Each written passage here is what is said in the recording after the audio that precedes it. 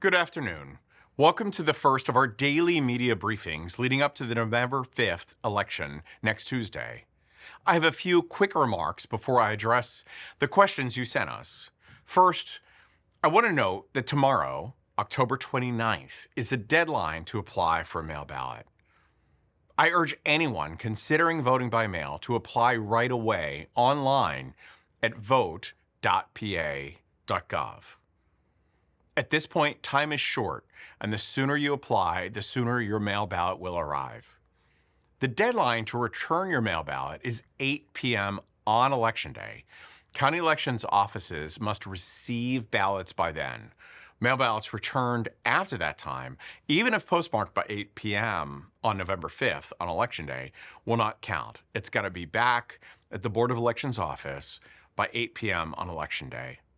For voters applying in person at their county election office, the deadline is also tomorrow. You can apply for a mail ballot, wait while your application is being processed, receive your ballot, complete it, and return it all in one visit. You may encounter a line at your county elections office. Please be patient with county election workers. They are working around the clock to ensure that everyone who is eligible to vote can vote. I also want to remind voters who vote by mail to sign and put the current date on their outer return envelope so your vote can be counted. To date, about 2 million mail ballot applications have been received and approved by counties, and about 1.4 million, or almost 70%, have been returned.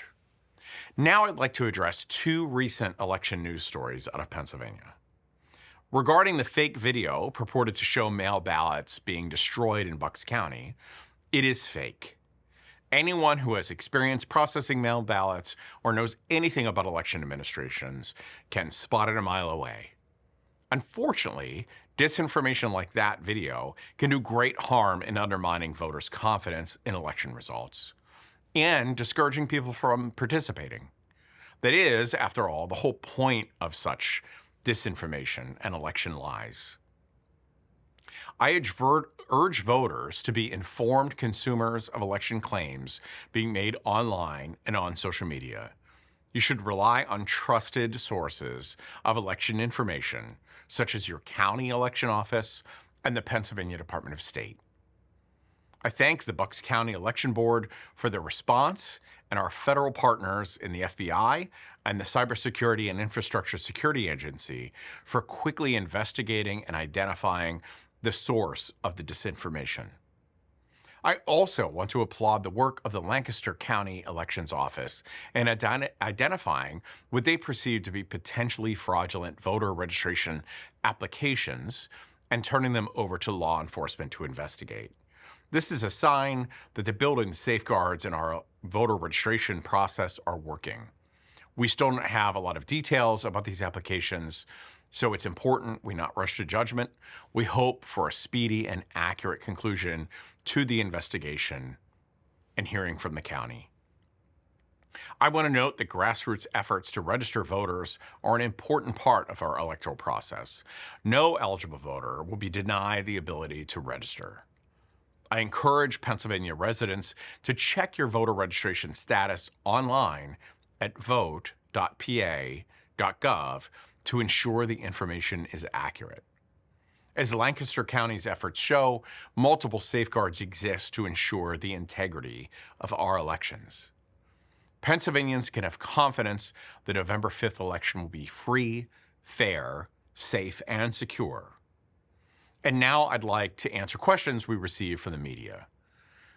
First, we had some questions about the mechanics of these daily briefings. Yes, there'll be daily briefings on Saturday, November 2nd, and Sunday, November 3rd. And it's our intention that these daily briefings all start at 1 p.m.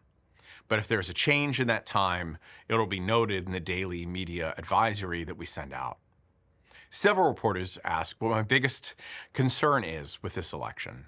I'm concerned about the amount of election lies out there, mis and disinformation. Last week, we even had nuns in Erie falsely accused of perpetrating voter fraud. As I mentioned earlier, disinformation is designed to discourage confidence in participation in our electoral system. And we expect it will continue to spread in the coming weeks. So voters should be on alert. We're asking voters to get and verify election information from sources that they recognize and trust, such as their county elections office and the Pennsylvania Department of State. We have a fact check page on our voter information website at vote.pa.gov. And I urge voters and the media to visit it to check the accuracy and validity of election claims they come across. A reporter asked whether the state could deploy manpower and resources to counties to help count mail ballots. The counting of ballots is the county's responsibility in the election code. To help the counties with the process, the legislature passed and Governor Wolf signed Act 88 in 2022, which provides $45 million in funding to counties through yearly grants. These grants can be used for additional staff or additional equipment and resources to assist them with the work they do on Election Day and beyond. Most counties have accepted grants. And as part of the terms of those grants, they must announce on their website the unofficial number of mail ballots received announce it by 12:01 a.m. on the day following the election. So at around midnight on election morning, counties are required to report to the Department of State the total universe of mail ballots they have yet to count and had received. We also expect fewer mail ballots than we had in 2020 when we were in the middle of the COVID pandemic. Any counties now have 4 years of experience with mail ballot voting, which none of us had in 2020, the first time any of us were experiencing that volume of mail ballot voting. It's important to remember that we don't call races at the Pennsylvania Department of State. You and the media do. And of course, the closer the race, the longer it takes the media to call the race, as it has always ever been, with mail ballots before mail ballots. And we have a question about security measures that we've taken at our for county election offices. In an effort to further our commitment to ensuring the safety of those on the front lines of our democracy, the Shapiro administration created the Elections Threat Task Force earlier this year. Members of the task force, which include federal, state, and local security, law enforcement, and election administration partners, meet monthly to maintain clear lines of communication and share information needed to mitigate against threats to the election process and to protect voters and our poll workers and our polling places and election workers from intimidation. The task force ensures operational actors are at every level of government are working together so that if any official receives a potentially credible threat, all task force members understand which agency should receive that information and have an already established contact at the appropriate agency to ensure quick response time. Voters should report instances of voter intimidation to their county board of elections and their county district attorney.